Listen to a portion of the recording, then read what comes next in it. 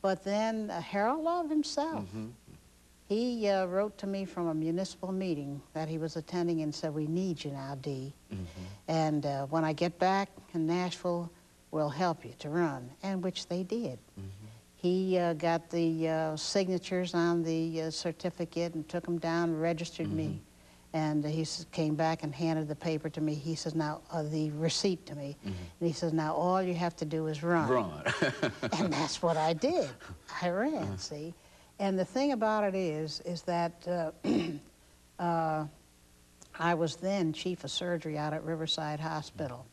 And what they would do, they would allow me to come and start operating sometimes 6 o'clock in the morning so that I would be finished and could get down to the legislature in time. Well, I thought that, okay, I'm here as a doctor and as a woman, and let me do some of the things. Let me accomplish some of the things that I think I can do. So the very first bill that I passed was a bill to honor 2 women who were responsible for the state of Tennessee being able to beautify the base of the Capitol, because at that time the base of the Capitol was up in storefronts and lean-tos and so forth. So what the women did, first they asked the state of Tennessee to purchase the land, and they wouldn't do it. So what these 2 women did, they were 2 wealthy women. They purchased this property parcel by parcel all the way around. And then they, what they did, they had a Capitol Beautiful something, an organization. And they just sat there and waited.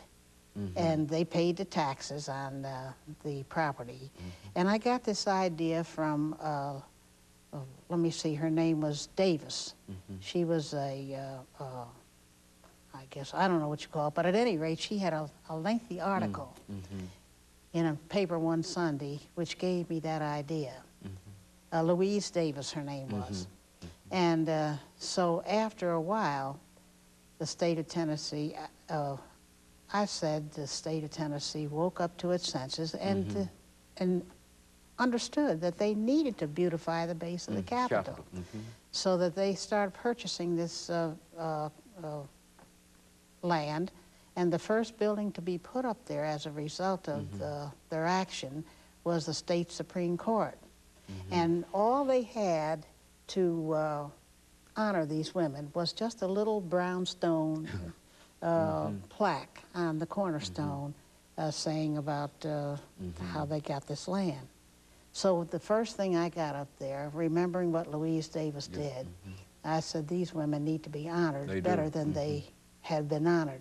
So my first bill was a bill to rename the extension of 7th Avenue, which goes up into the Capitol grounds, and to rename that extension the Aiken Weekly Drive.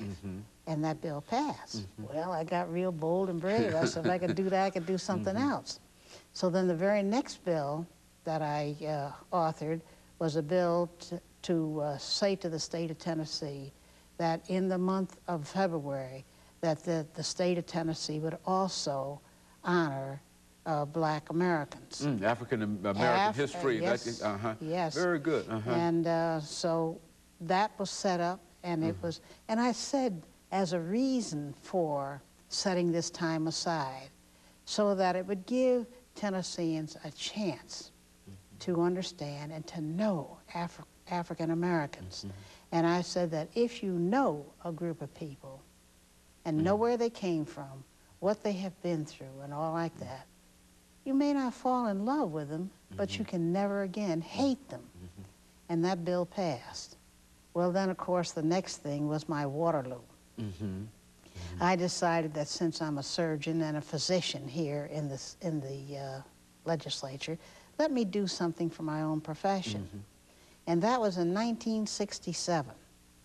So I put a bill in the hopper that morning, really not knowing that I was opening Pandora's box to say that the statute that we had in Tennessee said that abortions could only be legalized to save the life of the mother. So I added something to it. I said, let us legalize abortions, not only to save the life of the mother, but in cases of rape and incest. Well, you would have thought I opened up the gates of hell. Well, you did. I think you did. I remember Jim Cummings, who was Speaker of the House at the time, he came over to my desk that morning. He said, "Who told you to put that bill in the hopper?" I said, "Well, Mr. Jim, nobody told me to put it in, but I thought I'd do something for the profession while I was here." He said, "If you don't take that bill out of that hopper right now, this will be your first and last tour in the Tennessee State Legislature." That threat? Yeah, and believe me, it was.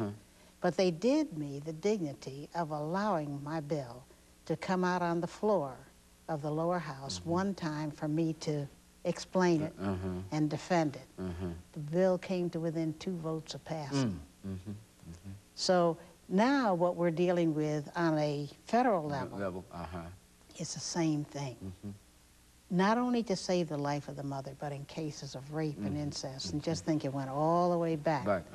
I thought at the time that since the state of Tennessee had been last in so many things, let's let it be first in something. And that was what I did. And that was my last tour. But I did have a wonderful time in the legislature. I thought that in going to the legislature as a woman and as a black woman, that they were going to give me the business, but they didn't. Every one of those fellows up there helped me in every way they could help me. I didn't care whether they were a Republican or a Democrat. If I had a problem, I just went to them and asked them to explain it to me, and they did. And so that was one of the highlights in my life, that tour that I served in the legislature. You know, there are certainly many